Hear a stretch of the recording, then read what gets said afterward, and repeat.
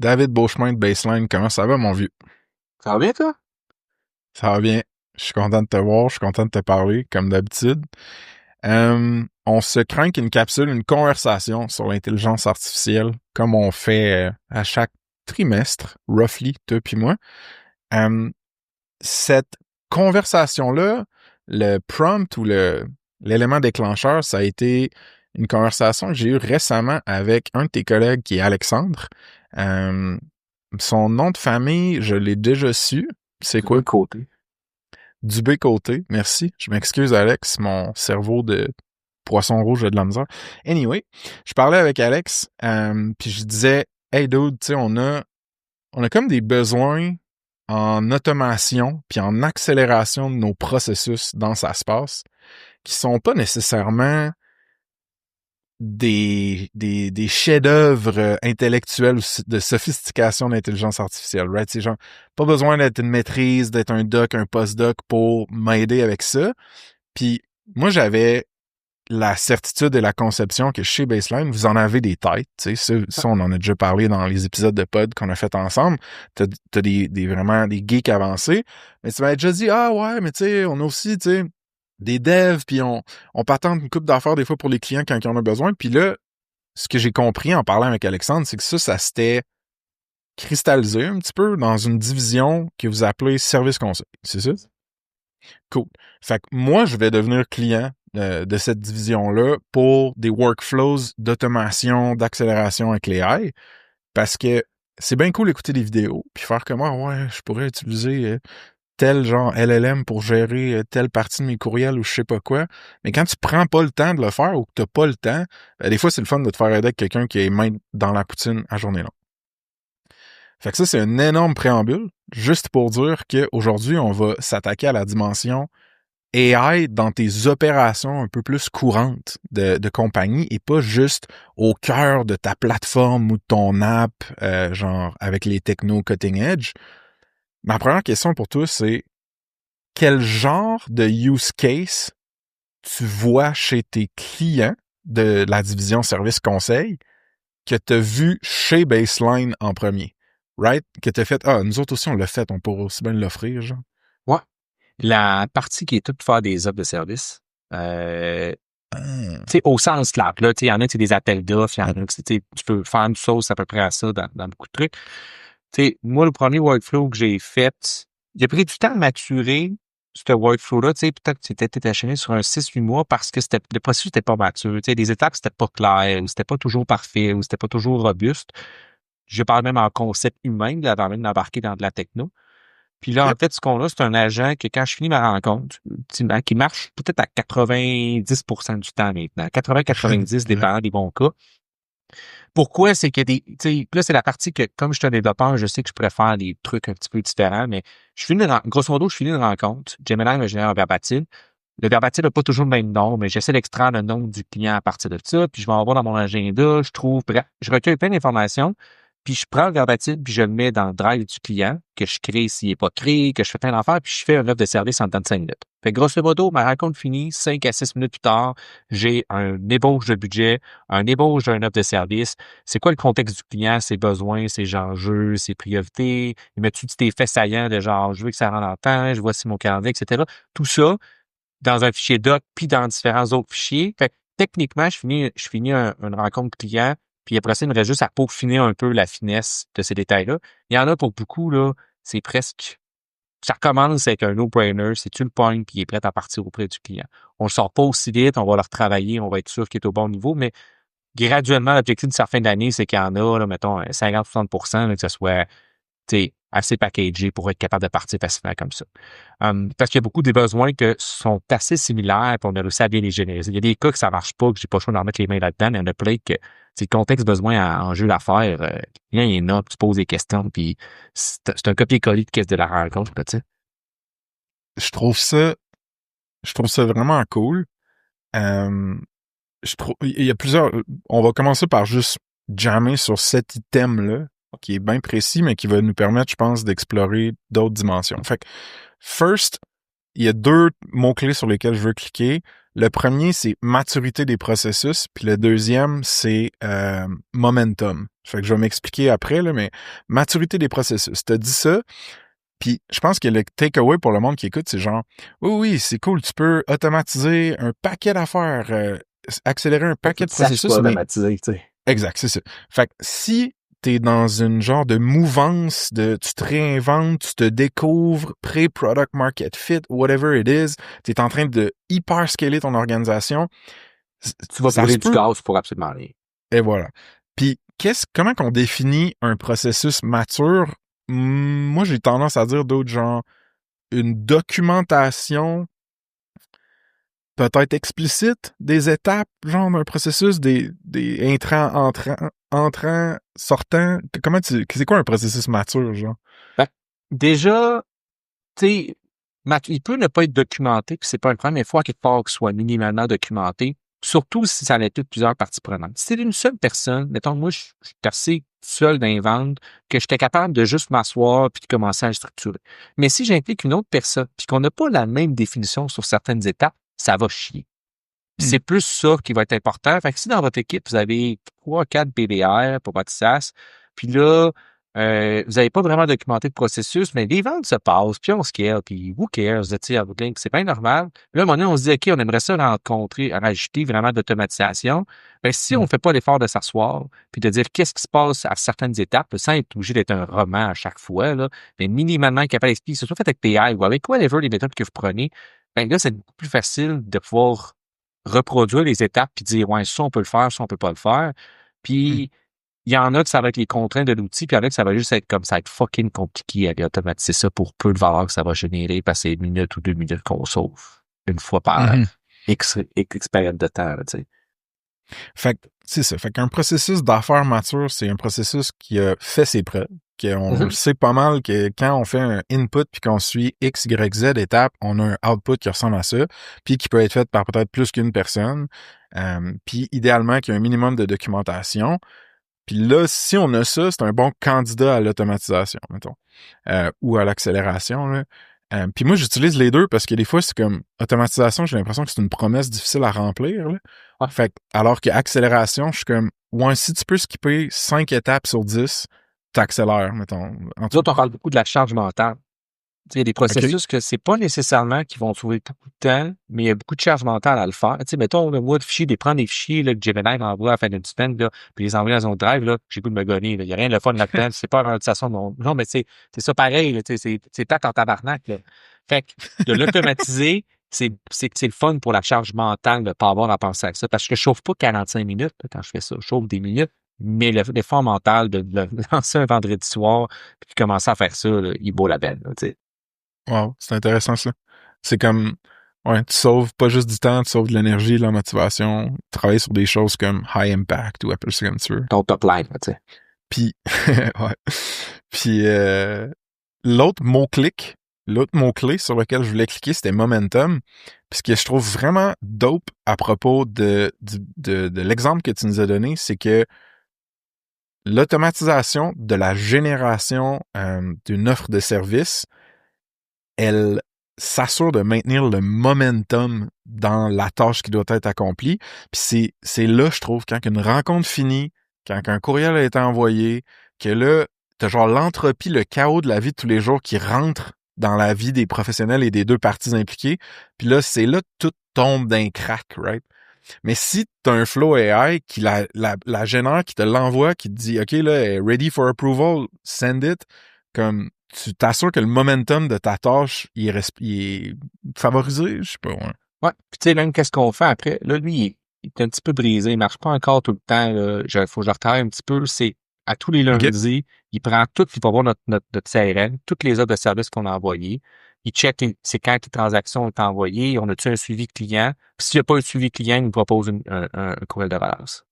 Puis ça va direct dans les brouillons, puis il me reste ça d'envoyer au coup. Ça, c'est cool. Tu sais, oui, je pourrais avoir sûrement certaines de ces automatisations-là direct dans le CRM. Le problème, c'est que je trouvais que ça coûtait fucking cher pour la valeur que j'obtenais. Puis là, j'ai juste laissé à faire mon workflow à côté de son modèle de rémunération, tu sais. Ouais. C'est quoi, c'est HubSpot sûrement ton CRM ou quelque chose dans le? Ouais. Okay. Puis, quels outils, j'essaie de voir, parce que tu dis, il y a des drafts de emails qui se créent dans mon inbox, tout est sur Google Workspace. t'as Gemini, puis c'est quoi, y a-tu un genre de Il y en a connexion une couple. native entre Ça, tu sais, il y en a Gemini une et couple Google? de solutions, là, tu sais. Moi, d'autres, on a pris, c'est la troisième que j'essaie. J'ai essayé Lindy. Ouais. Je trouvais qu'il était broken à beaucoup d'étapes. C'était encore un proto-produit quand je l'ai testé, fait que je l'ai mis de côté. Donc, j'ai pas rouvert la porte encore Lindy, mais là, j'ai rouvert la boîte de Really App. Really, je l'ai aimé. Ouais. Je trouve un petit peu plus facile. Tu as un assistant agent AI qui t'aide à faire le workflow. Puis, tu sais, pour vrai, en le temps, j'arrivais somewhat à atteindre mon objectif. Mais là, je me suis posé la question de, mettons, je prends un expert métier, je sais pas, quelqu'un au marketing, puis je lui demande de faire son propre workflow. Je sais pas à quel point il pourrait l'aider, parce que moi, j'avais quand même le mindset informatique de réussir à programmer les étapes et comprendre qu'une séquence, puis de la validation, puis du contrôle, puis tout ça. Mhm. L'agent, il m'aidait pas beaucoup pour ça, mais il m'aidait à quand même faire une coupe d'étapes. Fait que j'ai quand même réussi à produire une coupe. Ça, c'est toujours briser l'inertie de commencer à le faire. Le seul fuck que j'ai trouvé, c'est de les déployer lorsque tu veux que ce soit, mettons, un workflow qui va s'appliquer à 4-5 personnes dans l'organisation. C'est un pain in the ass.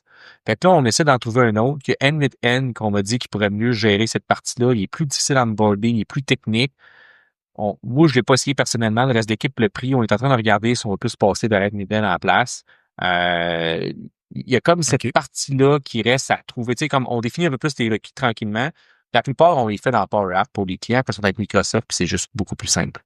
On déploie tout à travers un Power App. Là. C'est quoi un Power App? Je connais pas ça. En gros, Microsoft a développé une plateforme qui s'appelle la Power Platform, qui sont finalement des offres OK. code, no code que les gens peuvent déployer, puis là, tu sais, des petites boîtes, tu connais, etc. Ça est impliqué dans l'environnement Microsoft. C'est intéressant d'un point de vue de contrôle, gouvernance pour les clients. On n'a pas la même contrainte. Gemini n'est pas une offre aussi intéressante, à mon avis, pour ce genre d'automatisation-là. J'ai essayé, puis c'était pas super intéressant.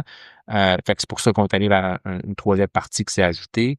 Relay, pour moi, j'ai réussi à en développer, quoi, quinzaine en peut-être 2-3 semaines de travail cet été que je t'ai retravaillé des fois et fois avec ça.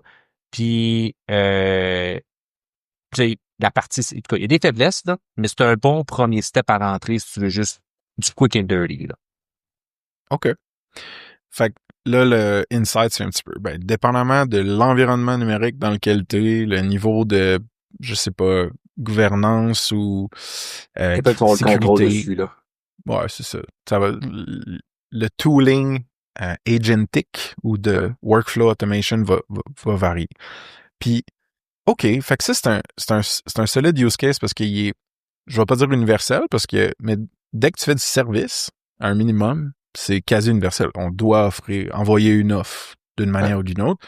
Puis, dernière petite question là-dessus, avez-vous un SaaS ou une app pour générer vos offres qui est looped in dans tout ce Ouais. schéma d'automatisation-là? Elle est pas encore parfaitement looped-in, là. Mais on a pris une solution qui s'appelle Centralio, qui, Ouais, finalement, c'est pour ouais, faire. c'est québécois. Ouais, puis ce qu'on aimait beaucoup avec ça, c'était que c'était le page web. Tu sais, l'objectif, c'était vraiment de faire une expérience un peu plus élevée que juste une diapositive. On a encore beaucoup qui sont en diapositive parce qu'on n'a pas tout passé à Centralio. Il n'y a pas d'intégration avec notre agent, fait que du copier-coller à faire. C'est ça qui est comme absolument une limitation. Bon, on est en train de regarder pour se développer une intégration qui pourrait se passer avec un membre de ta famille que tu connais peut-être pour pouvoir optimiser un peu le workflow puis d'être capable de pousser directement sur la plateforme. On, Ouais, cool. on est en train de regarder justement cet écosystème-là. Encore une fois, le processus présentement, il vaut pas la peine d'être automatique parce que c'est pas encore clair vers quoi qu'on va se tourner. Fait que comme il est pas assez mature, c'est quoi d'un offre? C'est du copier-coller, c'est pas la fin du monde. Là. On est quand même de passer de Ouais. peut-être 3 heures à faire un offre de service à une demi-heure. Fait que c'est pas la fin du monde non plus. Mais on va être capable de le descendre encore un peu avec ça. Tout dépendant des types, là, il y en a qui c'est quand même encore plus long dépendant de la complexité du projet. Là. Honnêtement, Dude, là, c'est une des choses qui doit être le plus difficile pour tes clients qui veulent faire des automatisations ou accélération avec l'AI, c'est comment est-ce que je détermine si ça vaut l'investissement de développer ou de configurer, mettons, l'automation pour un processus ou une tâche donnée. Puis moi, honnêtement, j'ai comme deux dimensions sur lesquelles j'évalue ça. J'en ai une qui est plutôt cartésienne, qui est genre, j'ai mis dans Notion toutes les tâches, projets qui se font dans la compagnie, parce que c'est tellement une petite compagnie avec peu de gens que c'est quand même facile pour moi de le faire, mettons. Puis c'est mappé à, mettons, un niveau d'importance. Est-ce que c'est essentiel que ce soit François ou pas, mais peu importe. Genre le nombre d'heures la fréquence, puis l'espèce de unité temps-personne que ça prend. Fait que tu sais, c'est vraiment facile d'avoir une dimension d'analyse numérique qui est genre, ben regarde tout le temps que tu mets dans ta compagnie, mettons, qui va sur cette tâche-là. Puis mon autre dimension, c'est un peu comme tu as dit tout à l'heure, c'est motivation puis accomplissement. C'est genre, est-ce que ce sont des tâches soul-sucking que moi ou les personnes qui doivent les faire, ils s'accomplissent pas nécessairement en faisant ça. Puis sur ces deux jauges-là, j'essaie de prendre des décisions de qu'est-ce que j'automatise ou pas, tu sais.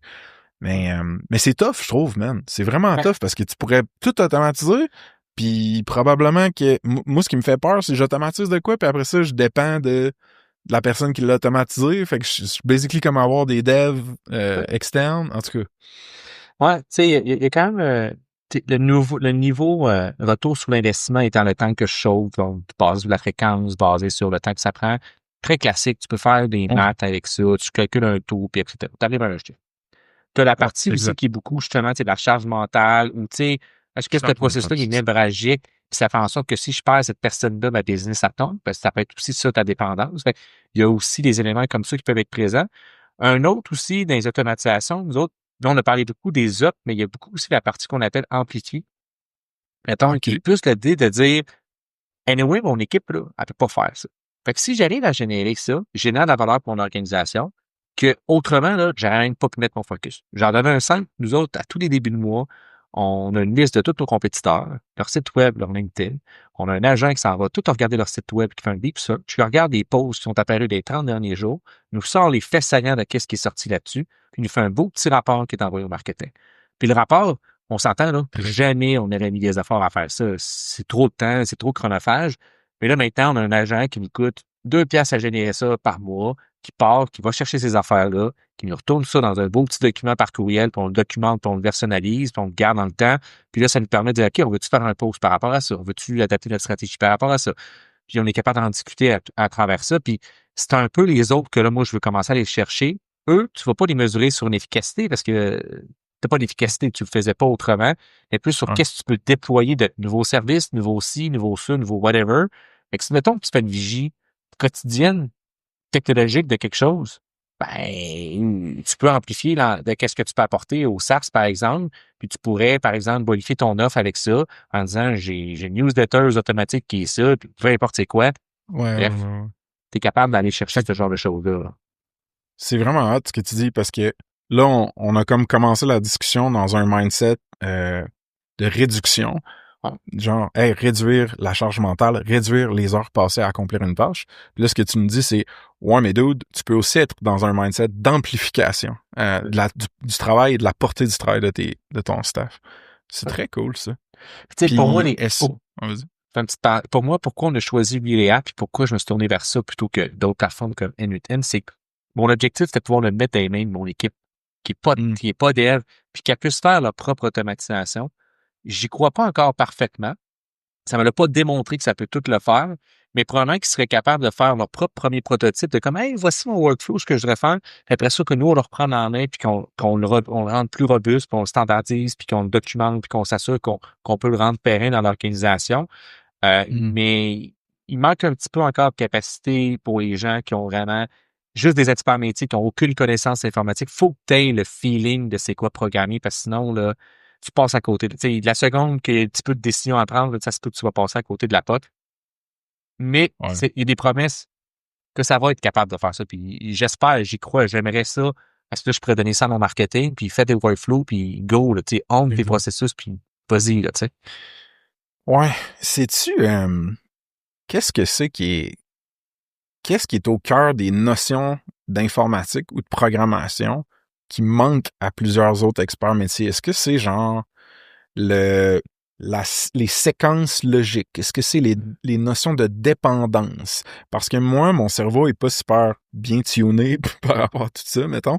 Puis quand je me perds dans Zapier ou N8N, des fois, c'est là que je suis comme hostie, là, genre, j'ai pas envie de comprendre Fait que pour moi, tu l'as nommé, c'est ça. C'est, toutes les structures logiques, mettons, si ça et ça, alors ça, sinon ça, tout ça, là, des if-else qu'on appelle, là, en informatique, là, ça, là, la book Ford, ça fait qu'à chacun, c'est comprendre ces concepts-là, est essentiel parce que ça fait partie du workflow. Tu peux essayer de tout le faire avec une preuve, mais ça se peut que tu vas pas être robuste, tu vas pas être ici. Ou c'est toutes les edge cases de, étant, je vais prendre l'exemple de mon workflow sur les offres de services sont générées. Ben, là, j'ai une série de if qui fait juste tester de, hey, fais pas les rencontres internes. Fais pas, là, je vais tout tester aussi ces cas-là. Là, tu sais, au début, je pensais que ça allait être 5 étapes. Je pense qu'il y a 72 étapes dans ce workflow-là, là, finalement. Parce qu'il y a plein d'autres cas qu'il faut que tu penses que, OK, ça a brisé, faut que j'aille capturer telle affaire. Des variables, de pouvoir garder de l'information, de réutiliser, de modifier, faire des transactions. Si t'as pas un petit peu cette finesse-là, ça s'apprend, là. Il y a rien de vraiment exclusif, puis mon Dieu, il faut être un génie.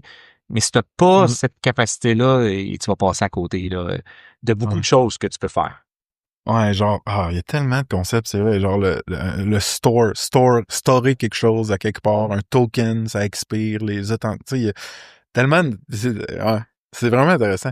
Puis là, toi, c'est quoi OK, ben, creusons un peu dans genre, c'est quoi tes fonctions à l'interne, puis lesquelles sont les moins techniques, lesquelles sont les plus techniques, puis voyons voir genre d'autres use cases un peu AI-powered que vous avez à l'interne. Fait que je vais faire une assumption puis dire ton monde le moins technique, c'est probablement les gens au marketing. Oui, puis tout ce qui est la fonction comptabilité et finance. OK, fair. Puis ton monde le plus technique, évidemment, ça va être tous ceux qui travaillent sur c'est ça, des développeurs puis qui font de l'intégration de tout ça. As-tu envie qu'on commence par parce que eux ont accès à la même technologie, mais ils peuvent pas comment dire, la déployer aussi intensément, right? Fait que, est-ce que tu t'assures que le monde qui sont plus techniques déploie des nouveaux AI flows pour le monde moins technique? Parle-moi de ça, là, genre. Non, c'est pas la piste qu'on a choisi. J'ai beaucoup OK. pensé. Pour l'instant, la manière que je l'ai fait, c'est un qualité. On a monté comme un. OK, je vais recommencer. Ça fait déjà depuis le début de Bayesian, comment on va automatiser plein d'affaires, coordonner ma chaussée pendant des années, t'as pas une foutue automatisation parce que tes devs sont Ouais. où? Sont en train de faire la prestation de client, sont dans le produit, sont Exact. dans. Fait que tu feras pas semblant qu'ils vont commencer à se tourner de bord parce que tu automatises. C'est un mensonge, moi, je pense que toutes les organisations qui sont technologiques font. Donc, on s'est dit, regarde, ça n'a pas marché, là. Fait que là, à un moment donné, moi, je me suis fâché. J'ai dit, moi, là, je suis écœuré de faire ces processus-là. Je veux me faire mes propres automatisations, mais je voulais réduire le plus possible la barre parce que moi, j'avais pas envie de déployer puis de j'ai pas le temps en plus de gérer ça. Fait, ça, on l'a fait avec 2, 3 applications, puis est la dernière qu'on a retenue pour ça. Là, maintenant, OK. ce qu'on a fait, c'est que là, on a pris, OK, ben, faut qu'on se pose des business cases pour au moins les analyser, les structurer, puis développer, en fait, la capacité des gens qui vont ultimement en développer à comprendre dans quoi ils s'embarquent, c'est quoi qui sont les requis, la documentation, pour la maintenance, puis toutes les affaires comme ça. Fait que là, j'en ai pris une coupe, puis idéalement, là, la manière qu'on commence à roll out, c'est je fais une session one-on-one avec, on part du problème, c'est quoi, puis on commence à creuser à travers ça. C'est une meilleure utilisation de mon temps, on peut argumenter là-dessus beaucoup, mais moi, je voulais que ça se passe. Fait que c'est pour ça que j'ai mis ça en action. Alexandre, maintenant, commence à embarquer aussi pour embarquer aussi en faire un peu. Mais moi, j'ai surtout focusé sur la fonction vente parce que c'est moi qui est le plus impliqué là-dedans. Puis j'ai des Ouais. gens que je vais impliquer dans la boucle aussi. Puis nos gens sont motivés puis ils veulent le faire. Tu sais, mettons, je parle de marketing, Élise, là. Elle utilise déjà Claude Code. Elle gère tout le site web, elle programme tout le site web par elle-même. Elle s'est fait plein de trucs avec Claude, là. Vraiment beaucoup, elle l'apprécie beaucoup.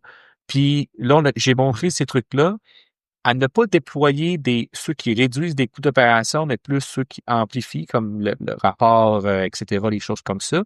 Mais là, celui qui l'intéresse le plus, c'est de tout sortir les commentaires qu'on a sur nos posts, proposer une première version de réponse, puis qu'elle peut juste cliquer puis faire oui, répondre ça à cette personne-là, puis tout se passe à partir de Slack, puis tout le temps se connecter sur LinkedIn pour gérer les commentaires.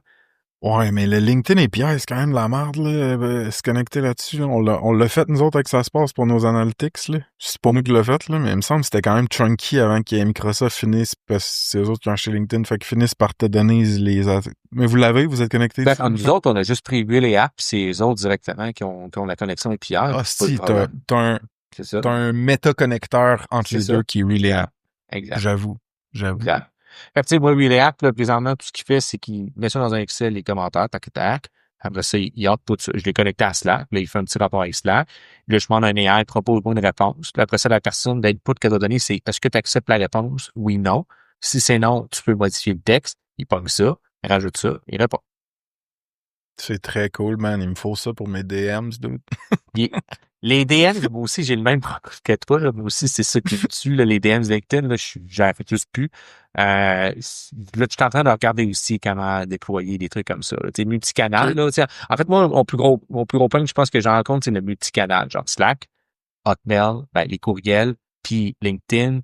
Puis après ça, t'as d'autres places que quelqu'un veut t'ajouter sur un Discord de ce monde, puis t'es comme, je suis géré le canot, là. Je suis lourd des On peut faire une mini parenthèse là-dessus Ouais. parce que c'est pertinent puis ça m'intéresse, mais as-tu déjà essayé des apps que c'est des agrégateurs des différents canaux de communication que t'as? Puis si oui, pourquoi tu les utilises plus? Parce que moi, j'en ai essayé 2. Une que je me rappelle plus, puis l'autre, c'était Beeper. J'ai Beeper présentement. Ouais, je pense que c'est moi qui t'en avais parlé. Ça se peut. Mais il me semble que j'ai une association dans ma tête avec toi puis ce business-là. Fait que, OK, comment tu utilises Beeper puis t'aimes-tu ça? Explique c'est quoi aussi. Ben, je l'ai installé. Ça m'a pris une soirée à l'installer. En fait, tu vas recommencer. Beeper, c'est une plateforme, c'est une application qui te permet de connecter plein de sources d'autres applications de messagerie quelconques, là, Slack, Teams, whatever, tout ça, WhatsApp, name it, courriel, LinkedIn, Facebook, Message, etc. Puis de pouvoir répondre tout à partir de même place. Je l'ai installé. Ça m'a pris beaucoup de temps. Bon, je suis Ubuntu aussi, là, fait que ça n'a pas facilité l'installation. Mais je l'ai ouvert quelques fois. Le problème, c'est que le problème qu'il y a trop de canaux et des canaux, il faut juste que j'enlève. Mais mettons, répondre Slack dans Beeper, c'est vraiment pas le fun. Mais gérer LinkedIn, d'autres plateformes, mais là, finalement, j'ai géré une plateforme. Fait que j'étais comme, ben, tant qu'à ça, moi, juste ouvrir la plateforme LinkedIn de facto directement. Fait que ça n'a pas vraiment répondu à mon besoin. Par contre, c'est pas fou, là, tu le donnes, mais pas fou que je pourrais, à la limite, au pire. Tu sais, moi, ce que j'aurais vraiment aimé, là, c'est quand il y a un message qui rentre dans LinkedIn, ça pop dans mon Slack, ça me propose un message de réponse automatique, puis que je peux juste faire des actions. Parce que des fois, il y en a qui c'est des messages que je suis juste comme, je m'en fous, tu supprimes ça, je veux même pas répondre à cette personne-là parce que c'est juste. Quand moi, je t'écris. Genre, mettons, quand tu m'écris, mettons, je le bloque tout le temps, tu sais. Je vais pas renouveler, Frank, arrête. Arrête ça, c'est trop cher, là, Frank. Là. Non, c'est blague. Ouais. Non, mais ça pourrait être, j'avoue que ça pourrait être super dope. C'était plus ça que je cherchais. Tu sais, moi, c'était plus tout l'empitcher dans le même. Je sais pas revoir un nouveau UI, mais propose-moi des réponses. Tu sais, tu veux-tu supprimer la conversation? Tu veux-tu vraiment y répondre? Tu sais, c'est genre ça que je cherchais plus, puis que j'ai pas obtenu avec Beeper, puis que j'ai pas vraiment rouvert depuis que j'ai installé. C'est sûr qu'il y en a, soit qui existent déjà ou qui vont exister. I guess, j'ai de la misère à comprendre si c'est qui va gagner. C'est-tu un genre de généraliste agnostique à ton use case ou comme Relay? Relay, il s'en fout de ce que tu veux faire. Lui, il te dit, moi, t'automatiser tout ce que tu veux, m'a connecter toutes tes affaires. Mais faut qu'il y ait beaucoup d'intégration. C'est ça le gros fardeau. C'est ça le problème, c'est que des fois, il y en manque. Là, tu sais. Versus, mettons, un fixer que lui, il va s'attaquer verticalement à un use case. Genre, dire, hey, moi, je suis dans tes emails, d'autres, puis je suis ton email assistant, puis je m'occupe de toi. Le fixer va se faire acheter si c'est pas déjà fait par un Google de ce monde là, pour rentrer direct dans votre courriel. Là. Je veux dire que c'est une belle fonctionnalité, c'est pas une plateforme en soi. Puis tu vois qu'il essaye de trouver d'autres fonctionnalités, mais son Calendly, là, m'en fous de ton Calendly, là, en bout de ligne. Si Gmail me donne ça de même fixer, là, je paye plus pour fixer. Ouais, exact. Ouais. Non, c'est ça qui est tough. Puis, OK. Est-ce qu'il y a d'autres cas d'utilisation que tu vois souvent dans la division service conseil chez Baseline que vous faites demander par des clients ou carrément que vous faites des mandats pour? Là? Tu sais, moi, le pouls un peu de ce que le market veut en termes de AI Automation Integrations quand même de base. Là. Ouais. Concerne-moi les SaaS parce qu'on est souvent plus dans des plateformes de paiement automatique, là, mais tout ce qui est la facturation puis recevoir les comptes livrables. C'est recevoir les factures, là, puis bien souvent, le premier point de départ qu'on a dit, c'est est-ce que tu utilises un système OCR pour extraire le contenu de tes factures fournisseurs comme Dex ou des plateformes comme ça, puis c'est le premier point de départ. Mais après ça, il y a tout le processus de contrôle, etc., qu'il faut qu'ils déploient, puis il y en a plein que leur logiciel comptable est pas supporté par Dex. T'sais, mettons, tout ce qui est architecte, OK. construction, ont des outils très, très spécialisés qui sont pas bien intégrés dans des plateformes typiques. Fait que là, c'est là qu'ils sont un peu pris. Euh, bref, il y a souvent ça qui va arriver. Bon, j'en ai beaucoup parlé, mais tout ce qui est appel d'offres, là, soumission, là, c'est plus classique. Après ça, l'autre vague, c'est aussi beaucoup, mettons, plus des entreprises un petit peu plus grosse taille, de taille, excusez-moi, c'est tout ce qui va être aussi on va dire ça, la réduction de compte. Mettons, tout ce qui est normes environnementales, Ouais. les normes de ci, de ça, que c'est beaucoup de données à collecter, à agréger, qui sont quand même, peux-tu automatiser ça, puis tu fais juste me pogner tous ces fichiers-là, puis tu me fais un beau rapport automatique, merci bonsoir, là. Quand même beaucoup de temps. Puis tout ce qui est les opérations à peut-être valeur ajoutée. Je vais vous donner un exemple, mettons, pour moi qui était le plus frappant, une organisation qui fait de la construction immobilière, des nouveaux logements et à part une planification jour 1, dans son MS Planner, tout va bien, puis là, à un moment donné, les délais changent, puis là, elle change, puis là, des fois, elle fait beaucoup affaire avec des corps de métier, de la sous-traitance, puis là, des fois, on a 15 à appeler parce qu'elle vient de changer d'une semaine pour lui dire, t'arrives plus le 12, mais t'arrives le 24 à la place. Là, la personne qui faisait, c'est, elle prenait le téléphone, elle appelait les 15, t'es rendu là, tout ça, elle écrit un courriel. Là, c'est pas si pire quand t'as un chantier. Mais quand t'en as 25 en même temps, là, c'est rapidement devenu ingérable pour une seule personne. Fait que le réflexe de toute personne, c'est de dire, on va racheter une deuxième qui va appeler avec toi. On va racheter une troisième. Puis là, tout ce qu'on a fait, c'est que d'un coup, que tu modifies la date, ben là, ça te propose une proposition de courriel d'envoi avec un template, puis ça fait juste l'envoyer à la fin, tu vas juste accepter puis l'envoyer. Fait qu'on est purement dans l'automatisation, il y a 0 et 1 dans tout ça pour faire. Puis, Ouais. mais juste ça, finalement, tu été capable de déployer au sein d'une organisation d'économie de temps qui est l'équivalent de charger de projet à temps plein pour une semaine, là, quand tu fais des Ouais. modifications. Là. All right. Puis, est-ce que tu... hmm, est-ce que tu considères que le niveau... Est-ce que la demande a augmenté pour tes services? Est-ce que, genre, l'éducation est plus là? Tu sais, parle-moi de ton feel par rapport aux gens qui viennent en inbound ou quand toi, parce que vous avez beaucoup d'inbound, là. Tu dois faire du outbound sur des cas bien spécifiques qui vous excitent ou qui vous... Je sais pas, là, mais... Je sais pas, en fait, si tu fais beaucoup d'outbound versus inbound. Un Je mix dis un des peu deux. n'importe quoi. Un mix Un des deux. mix? Ouais. OK. Au début, on était beaucoup outbound, là, sans surprise, mais maintenant, on Ouais. est plus rendu inbound. Pour moi, actuellement, les gens, bon, je te disais un peu plus tôt tantôt, là, avant qu'on enregistre, là, mais pour moi, maintenant, les agents sont perçus comme le nouveau Excel lorsque c'est arrivé dans les business. Il y a beaucoup de business qui ont des macros Excel qui sont le backbone de processus, de calcul, de je sais pas quoi, là, puis tu sais, de la petite jusqu'à la grande entreprise, là, qui a vraiment beaucoup d'applications par des experts métiers qui ont été développés dans une macro Excel, dans un fichier Excel, dans plein de cossins comme ça. Pourquoi? Parce que c'était facile, c'était à la fois ton UI puis ton environnement de développement, t'avais tout en une seule affaire, tu le pitches, tu l'envoies, c'était fabuleux. On a l'impression de passer au Power BI, le move s'est fait un peu là-dessus, mais pas tant que ça. Pourquoi? Parce que ça implique une excellente expertise développement, fait que les gens aiment moins ça. Mais pour moi, l'agent, les copilotes studio de ce monde, là, ben, c'est ça que tu risques de rouvrir comme boîte. De dire que les gens peuvent faire, hey, moi, expert comptable, je connais bien mon processus, j'aimerais ça m'automatiser. J'ai tel outil qui me permet de le faire. Je l'aurais fait en Excel autrement, mais des fois, j'ai besoin d'ajouter une connaissance ou d'ajouter quelque chose qui est un peu plus réflectif que juste une fonction. Boum, je vais me développer ça. Je pense que ça va avoir un gros désir, mais les gens ne savent pas par où se lancer.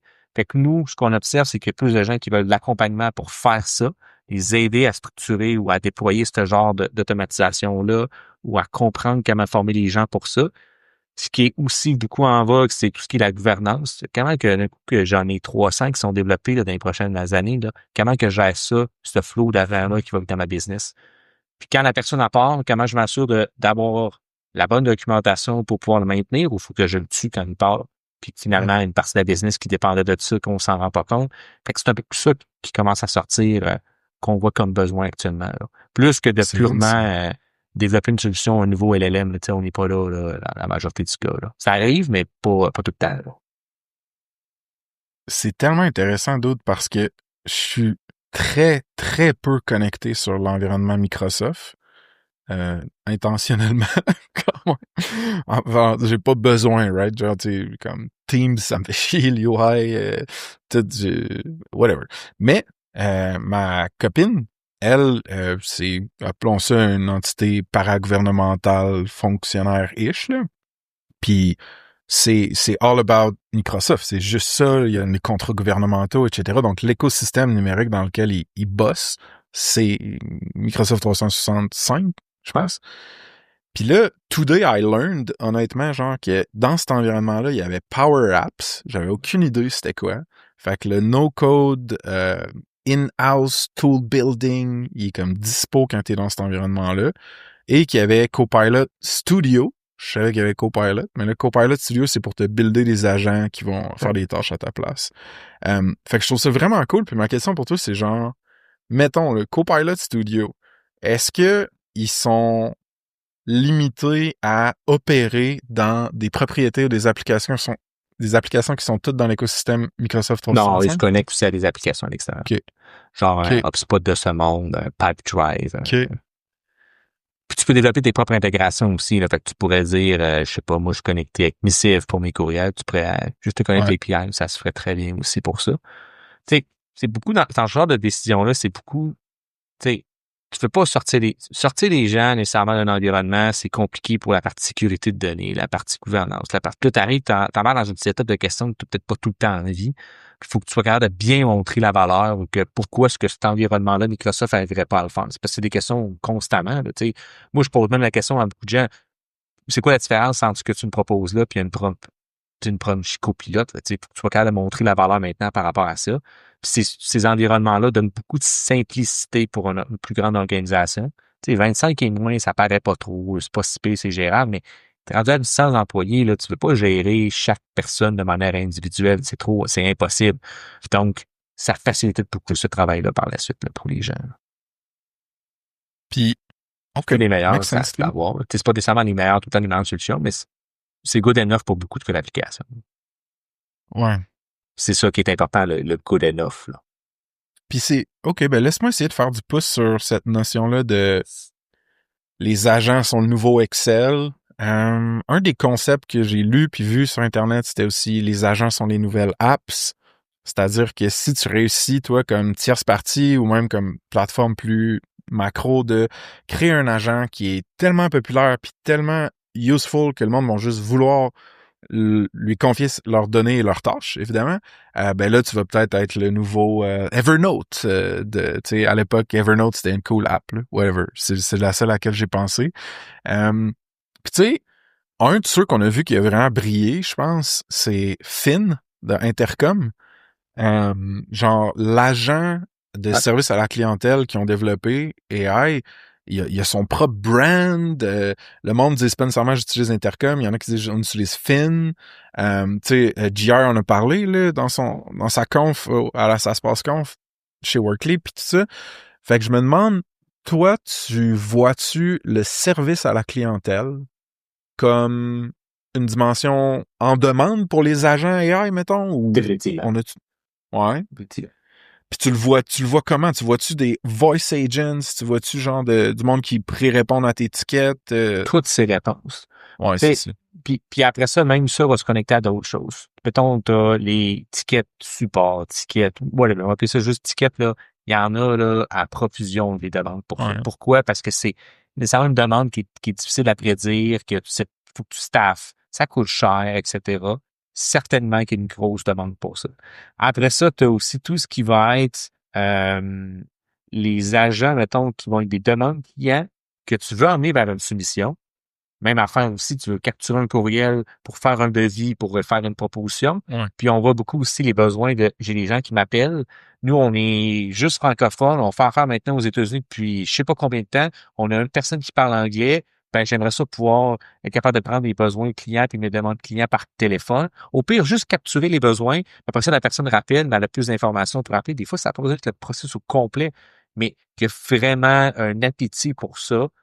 Ou du moins, il y a un intérêt. On va plus dire ça. Il y a un intérêt pour certains. Puis l'appétit pour l'étiquette, là, il est là big time. Le film, là, c'est un très beau coup de génie, là, d'Intercom, là, le besoin est là, c'est sûr et certain. OK. J'essaie de pousser dans ma tête l'analogie Excel, genre Agents are Excel, puis je me dis genre, tu sais, nous autres, là, mettons, là, que quand on était à l'époque où je marketais beaucoup chez Snipcart, genre un bon workflow de keyword research puis d'évaluation d'opportunités SEO construit dans Excel. Littéralement, là, genre, il y a des Hein? influenceurs SEO ou d'autres professionnels SEO qui vendaient Des fichiers des Excel de tout. Excel, Hein? des Ils vont fichiers vendre Excel des de ça. agents pour faire ça. Ben, c'est ça, je me dis, genre, dans le fond, si tu fine-tune puis tu joues avec Hein? l'interface qu'est le Agent Builder puis le modèle en arrière, ben, probablement que tu vas pouvoir commercialiser ça similaire. Ouais. Exactement. Il y en a que j'ai vu, là, j'ai des gens qui m'ont présenté des workflows qui sont faits vendre en N8N, qui est genre, je te fais ton lead gen, tu me donnes une liste, en fait, je t'aide à construire une liste de leads potentiels. Après ça, je pogne chacun, je fais plein d'étapes, je m'en vais updater leur CRM, puis tout ça en N8N. Là, j'en ai vu plein là, qui vendent ça, des workflows comme ça. Là, le besoin est là, on a passé du fichier Excel vers l'agent. Tu sais, il y a plus de capacité, c'est sûr et certain. Mais on a les mêmes enjeux de la main, on a les mêmes enjeux par rapport à un fichier Excel, là, genre, tu sais, il peut briser ton fichier Excel, puis là, ça te prend quelqu'un pour le réparer, là, tu sais. En fait, j'aurais quasiment le goût de te dire puis on va closer bientôt après, mais pour reprendre ce que tu me dis au début, tu me dis, hey dude, on s'est buildé un workflow avec Gemini, puis mon Drive, puis un paquet d'affaires où est-ce qu'après une rencontre client, j'envoie une soumission, je prépare une offre de service que je peux approuver pour soumission. Ouais. Mais ça marche 80% du temps, right? Puis là, évidemment que tu pourrais le fine-tuner ad nauseam, là, mais ce que je veux dire, c'est pour faire un callback à nos épisodes de pod qu'on a fait ensemble, tu sais, la nature probabiliste des fucking LLMs, Large Language Model, gros modèle de langage, c'est vraiment rough, man, parce que c'est pas genre une automation qui est input-output, genre Hein? déterministe de if this, then that, if not this, then blablabla. C'est genre, va faire ça, interprète le langage, puis en fonction de ce que tu as interprété, soit output du langage ou prends une action, puis comme il y a comme il y a une messie, il y a une zone un peu grise de genre, il peut se tromper comme une personne pourrait se tromper. Comment, est-ce que tu dois éduquer tes clients là-dessus? Est-ce que tu dois ton staff là-dessus? Comment comment on gère cette nouvelle réalité-là? Parce que j'ai l'impression que ça va être, les LM s'en vont pas, là. Les puissances sont trop fortes. Les agents, même chose, le potentiel économique, genre, est trop élevé. Fait qu'on va devoir travailler avec cette réalité-là comme probabiliste, puis peut-être qu'il va y avoir des guardrails autour, je sais pas, mais ça me buzz, je pense vraiment à ça, c'est un site, mettons. Oui, tu sais, pour prendre mon workflow, pour ça, je vais élargir la réponse. Ouais, Moi, j'ai plein de bouts que je capture les erreurs potentielles, puis que si, hey, si ça et ça, va falloir telle affaire. Puis, ultimement, si je ramène un humain dans le loop. ouais, Tu sais, et par exemple, mettons, fait telle étape, il a pas réussi à trouver l'information, il y a rien d'extrait, envoie un humain par Slack, puis là, ça me prend, mettons, moi, puis je suis comme, OK, c'est celle-là, ben, responsable pour les contenus workflow. Tu sais, c'est là que fait que ça se peut que des fois, il va falloir qu'il y ait des bouts qui se rajoutent comme ça. Les 20% qui marchent pas aussi, ça fait vraiment chier, parce que je suis tellement habitué d'avoir de quoi qui commence à bien fonctionner, que là, d'être faire comme, ah non, faut que j'aille moi-même refaire le propre. Fait que, tu sais, ça va dans les deux bords que ça me motive de pouvoir avoir quelque chose qui fonctionne. Pour ce qui est des erreurs, t'allais dire quelque chose? ouais, man, en- mettons Manus, Ouais. mettons je pars Ouais. Manus sur une tâche qui est hey, scrape-moi une coupe de sites web pour trouver des leads, montre-moi genre des one-pagers, des pages web uniques que je peux envoyer à chacun de ces leads-là, puis liste-moi-les tout en genre host-moi-les tout de suite, whatever. Là, si je fais genre un projet de même, funky, ben il va pogner des bloquants des fois où ce qui va me dire hey là man, faut que tu me dises si tu veux ça ou tu veux ça, genre. Ou hey, là, tu voulais ça, mais j'ai pas été capable. Tu peux-tu, toi, aller me chercher ou whatever? Tu sais, ChatGPT aussi va faire ça. Fait qu'il y a des moments où le human in the loop, pendant le processus comme presque synchrone, ça fait vraiment du sens. Mais il y a plein d'autres moments où genre, le moment où tu te rends compte que le LLM ou plutôt le agent, pardon, a fuck up, c'est au output à la fin. Fait que mettons pour toi, quand ton staff de marketing fait la veille concurrentielle, puis se pogne a son rapport, il n'y a pas nécessairement de human in the loop. T'as la veille, puis tu fais comme « Ah, c'est de la merde. » Ouais. Mais juste... ça a pris une couple d'itérations pour se rendre justement que c'était pas de la OK, merde. Fait que ouais. c'est ça souvent qui va se passer. Puis, tu Ouais, sais, comme ce que j'allais dire aussi par après, c'est ça fait un bon absolument. segue avec ça, c'est qu'il faut que tu aies un contrôle de qualité. Puis après ça, c'est une question de gestion de risque. Bien sûr, tu pourrais juste dire à l'agent, ben, oui, fais-moi un rapport. Puis, anyway, regarde, si personne ne lit, ben, juste supprime le workflow parce que ça veut dire qu'il n'apporte pas de valeur. Fait que il y a un niveau d'équilibre à aller chercher. Comme je dis aux gens souvent que il y a de l'éducation à faire. Je pense que les gens sont sensibles et l'ont remarqué. Maintenant, c'est plus qu'ils sont toujours une question de bien verbaliser puis d'arriver sur les bons fondements puis c'est quoi le langage commun qu'on va avoir. Tu sais, moi, je dis, c'est d'avoir du jugement critique. Ça se peut que ce qui va sortir de la machine, ça va être vraiment pas bon. Tu sais. Fait que ton agent, nécessairement, il va falloir que tu le travailles. Séparer en plus petits morceaux, ça va aider parce que tu vas faire plusieurs checkpoints pour savoir si la qualité est toujours bonne à chaque étape.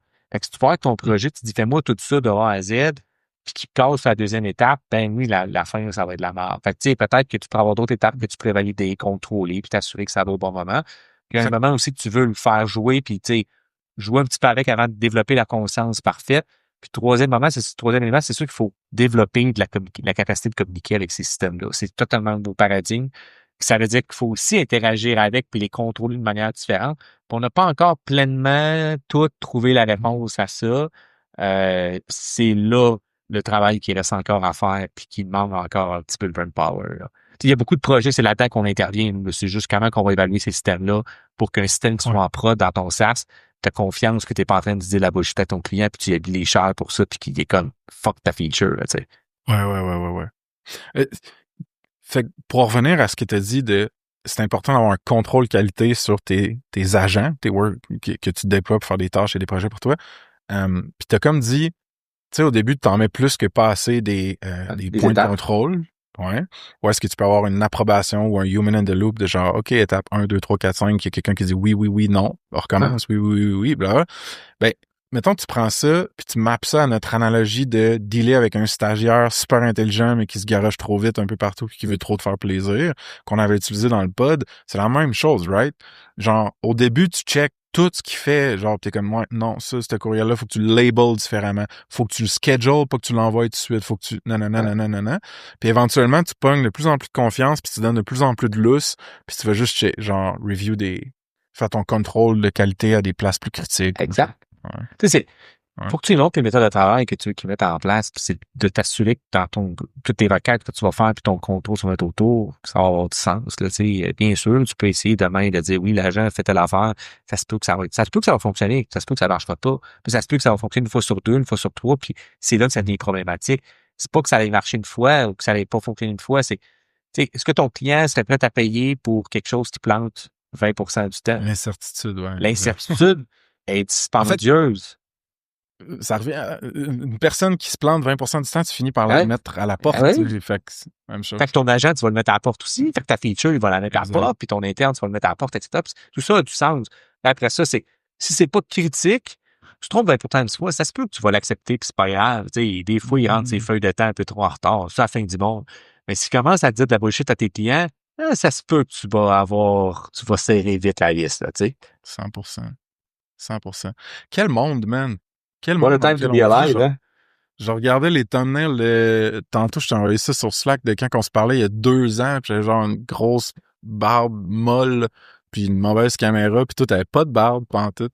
Effectivement. Puis j'étais là, hey, on commençait à peine à parler de agents, puis tu sais, c'était comme vraiment funky, puis sur GitHub, puis Hugging Face, les affaires qui loupaient genre des actions puis qui faisaient des plans. Puis là, on est là, genre, ouais, nos marketeurs déploient ça. C'est insane, dude. Ouais. C'est beau potentiel.